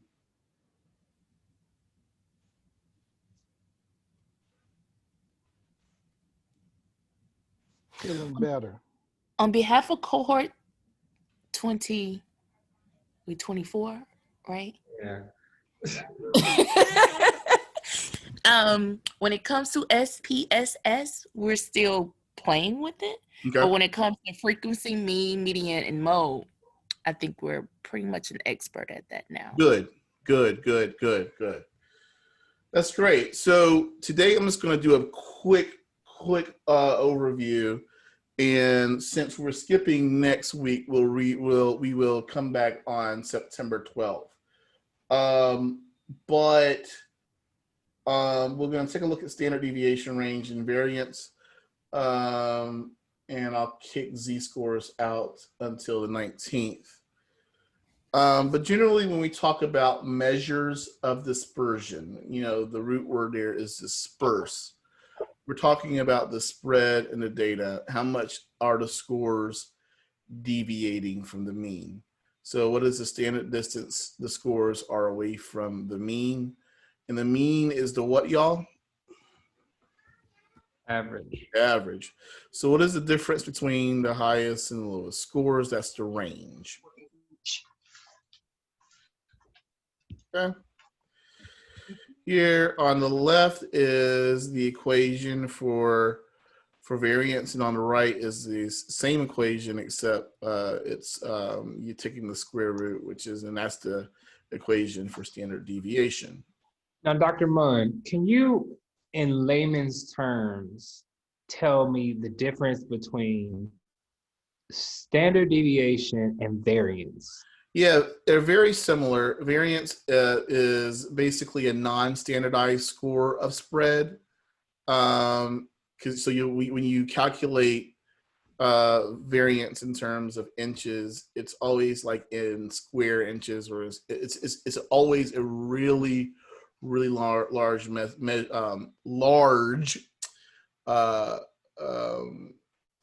value. But it's a measure of how spread out these data points are. What standard deviation does, by taking the square root, it allows you to give you a much more standardized score. So you'll have inches. You just have, instead of inches squared or inches, with all this extraneous stuff, you'll just have the standard deviation is 3 inches from the mean. So if the mean, let's just say, let me get an example here. So let's say that everybody pulled out their wallet, and the average amount of cash in everybody's wallet right now would be $35. And say that Mr. Phillip is a big baller and he has a whole grand in his pocket. And everybody else, yeah. That's naughty money, man. But and everybody else, so on the lower end, well, there's a pretty large degree of spread there. So but let's just say that the mean is 35 and the standard deviation is $7. Okay, so within one standard deviation of the mean, you would have anything falling in between 35 and 42, and 35 and 28. And 28, thank you, is within one standard deviation of the mean. And then 2 standard deviations would be 14 on either side, and then 3 standard deviations would be 21 on either side. There's a rule called the 68, 95, and 99% rule, which generally says that when you have a standard distribution or normal distribution, that generally 68% of all observations are going to fall within one standard deviation of the mean. All right. So in that case, most of the observations, most of people's money gain is going to fall within 7 above 35 or 7 below 35. 2 standard deviations, that means that 95% of all the cases, if everybody in this class, their money gain is going to fall between 14 above 35 and 14 below 35.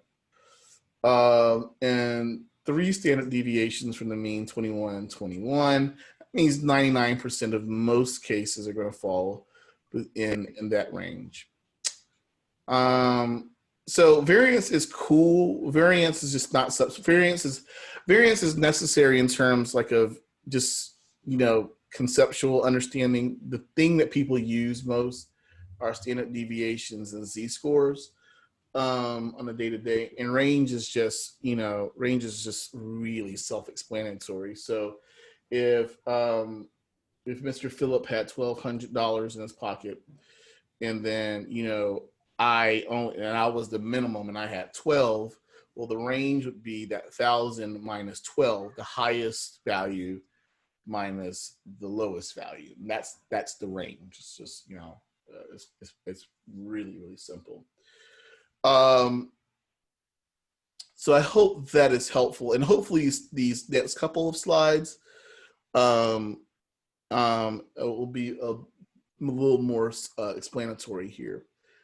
So, and I got this, I've got to come back and put the sources in for it, but I got this from a website called mathisfun.com. It's really awesome.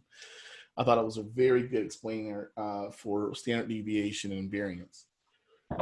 So the standard deviation is a measure of how spread out numbers are, and the symbol is the Greek letter sigma.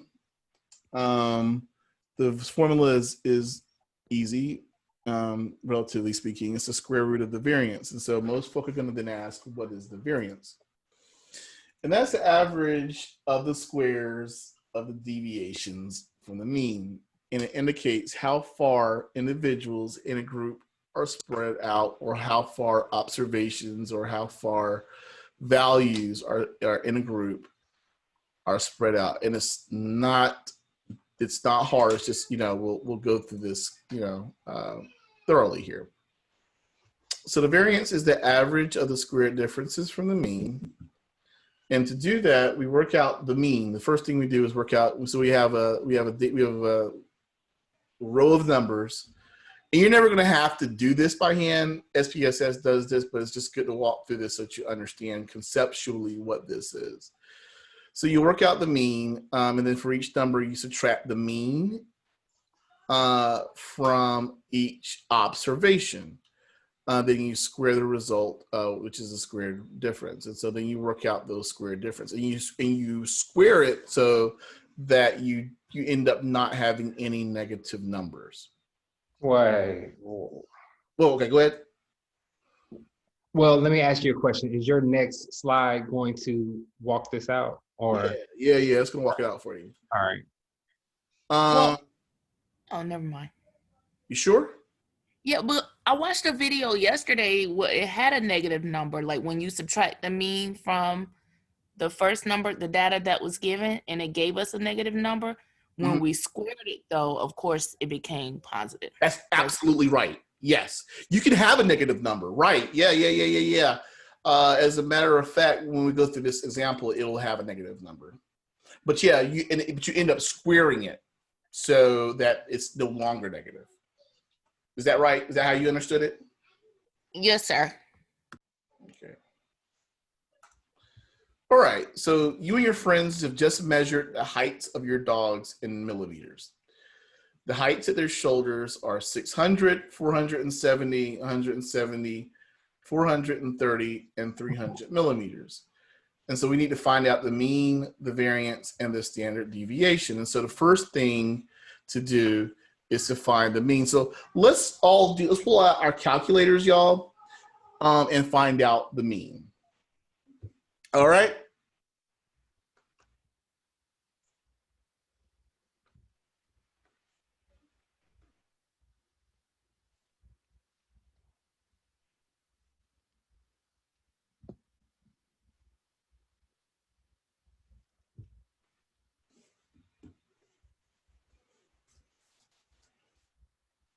All right, shout it out. 375. I didn't get 375.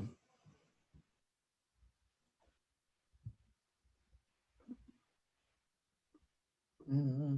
394. That is correct. 600 plus 470 plus 170 plus 430 plus 300 equals 970, and I divide it by 5. Number, Jesus. Is 394. Now it's all good. Again, SPSS is going to do this for you, but I like to go through this process so that we have an understanding.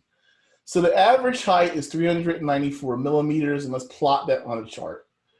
So you see the mean there is that green line, and we see how many people. You see this big old, I guess, wolf is 600, and then you have looks like a greyhound and a Dachshund and a terrier there, some other wolf. But so we're going to calculate each dog's difference from the mean. So you're going to take 394 and subtract that from 600, 394 and subtract that from the other number. I think that was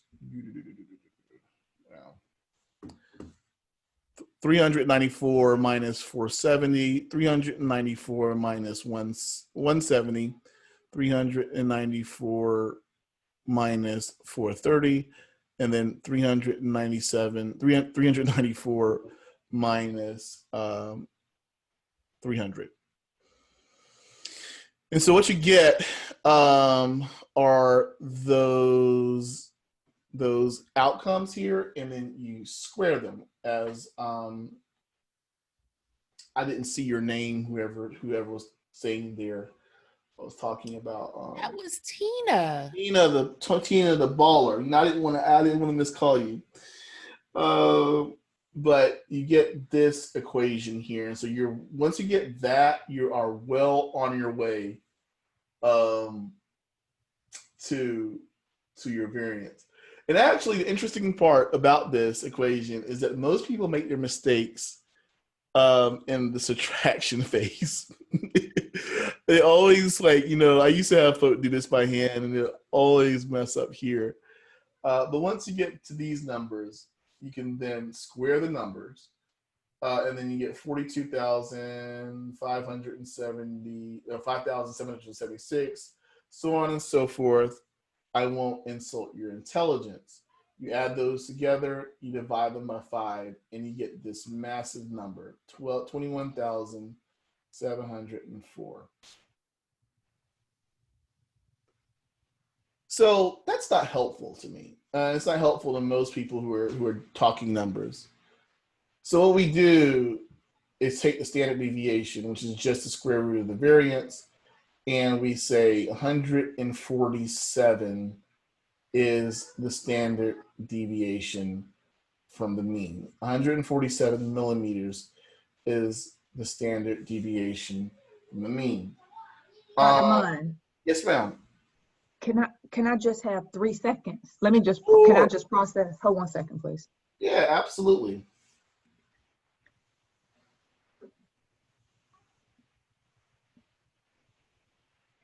So really, the variance really comes first, but we can't really do too much with the variance, which is why we kind of generalize it and take the square root of it to get the standard deviation, to then say, okay, well now we can kind of generally speak and say that 68% will fall within one standard deviation, et cetera, et cetera. Bingo. So it's really right. that, which is why we don't use the variance, because that whole number, okay, and so, right, it means nothing. It's cool. Yeah, you're absolutely right. It's fine to have it, but I think it's like in this situation, it'd be like 21,704 millimeters squared. It's just not anything that you can use. But and I'm going to get that. I'm going to get that precise measurement so that makes sense. But then what you do here with standard deviation, you take the square root of that big number, and then it gives you that measure in the units that you started out with, so that you can then plot it. And so it makes sense. So you look at this graph here, and your dog that is 600 millimeters tall is 2 standard deviations from the mean, right? Because the mean is what was it, 300 and something? Yeah, 394. And the standard deviation is 147 positive and then 147 negative. And so it is pretty large. And so what we find here is that the standard deviation is the standard way of knowing what is normal and what is extra large. And so as we know, the Doberman, is that what we call a Rottweiler, is 2 standard deviations from the mean. It's larger, but most of your observations are going to fall right 1 standard deviation from the mean, and we saw that. We saw that 3 of the dogs here, the second dog, the fourth dog, and the 5th dog all fall within 1 standard deviation of the mean. Okay. So again, we can expect 68% of the values to be within plus or minus 1 standard deviation. All right. Now there's a small change with sample data. So our example here has been using a population. So the 5 dogs are the only dogs that we are interested in. That's the entire population. But if we're using data that is a sample of a population, then we're going to have to change that n. So that n, it would be n minus 1 instead of just n. So if you had a data set of the ANES data set, for example, and we were trying to find a standard deviation, we would then, it would be 2,500 minus what? 1. All right.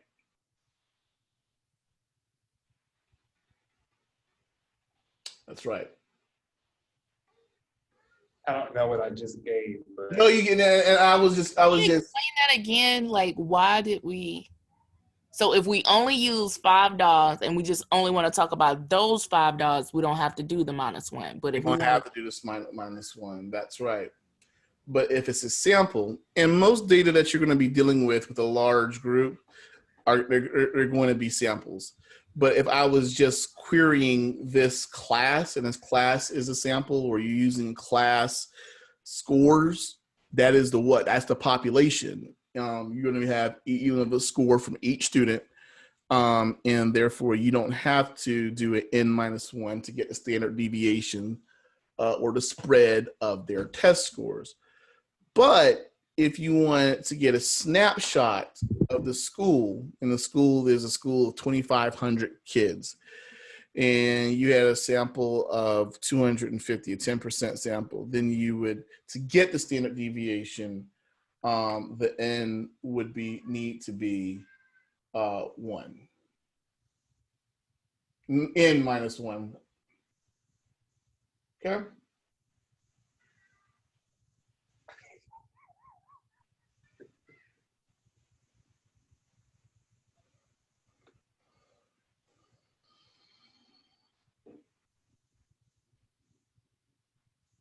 Dr. Munn. Yes, ma'am.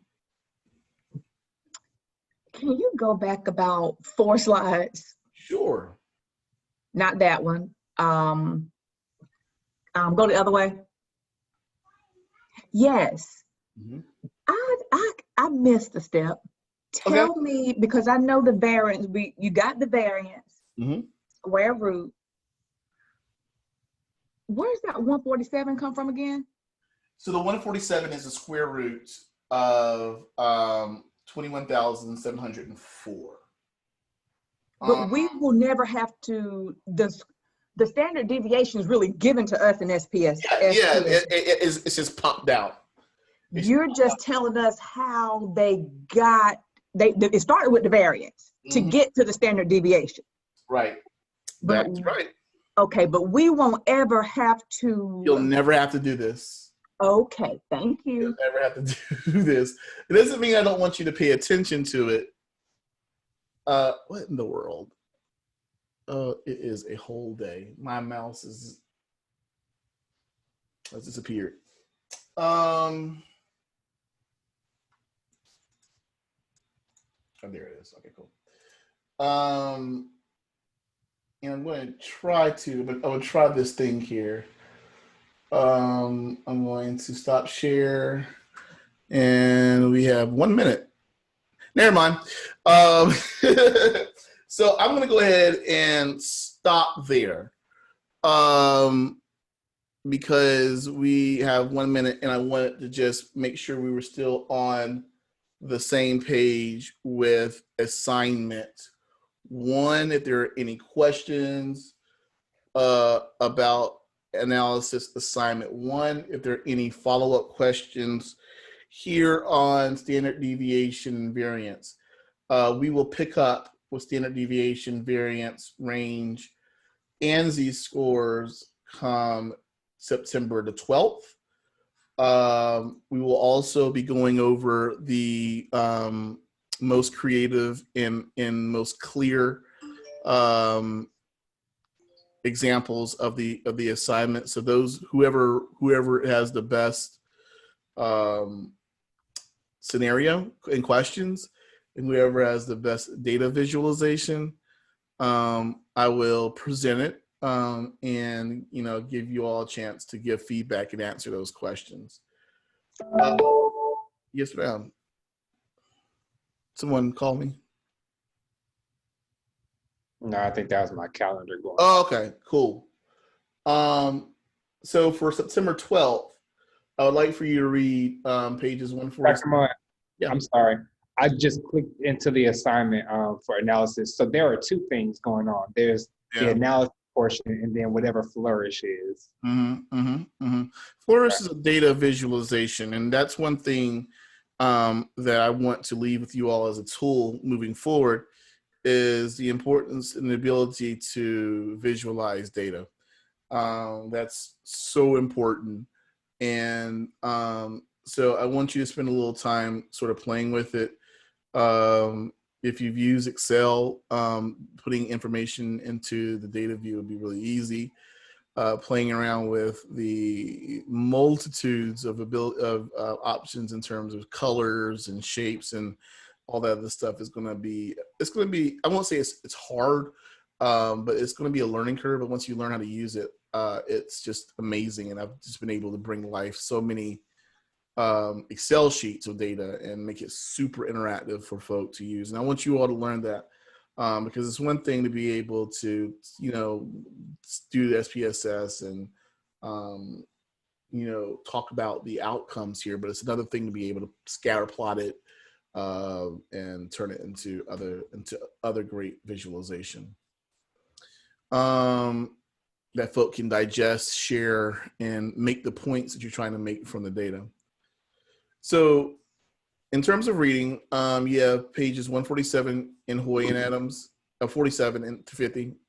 And then you have chapter 3 in Morgan and handout 5.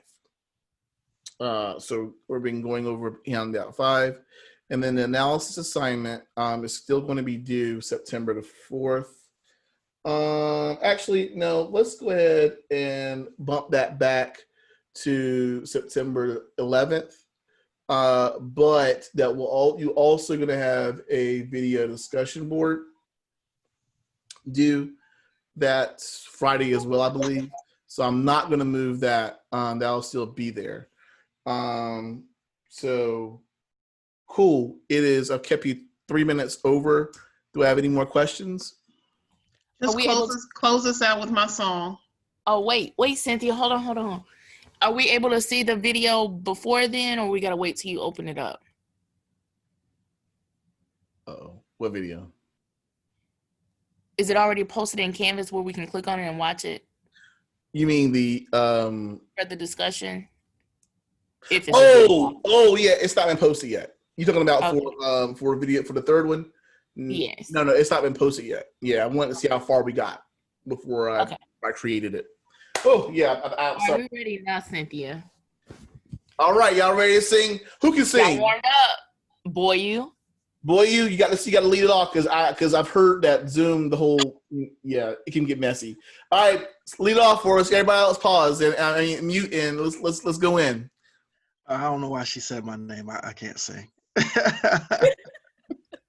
Now, it is numerically impossible for more than 10 people to be up here and not one of us be able to sing. So I'm not a singer. Who can sing it? Who can lead it? Look at Maurice. You the musician, dude. Unmute, Maurice. Unmute. Let's go in, man. No, I can play keys. Yeah, go ahead, man. What? I don't have the keys singing on me. What? Kurt Franklin can play and can't sing. Happy birthday to you. Happy birthday to you. Happy birthday. Join in by now. Happy birthday to you. Happy birthday. Happy birthday. Happy birthday. Happy birthday. Happy birthday. Yay, Cynthia. Happy birthday. Thank you all so much. Thank you. We hope you feel the love. Absolutely. Absolutely. Y'all have a wonderful rest of your weekend, and I will see you all on September the 12th. Okay. Bye-bye. Bye, all. Bye.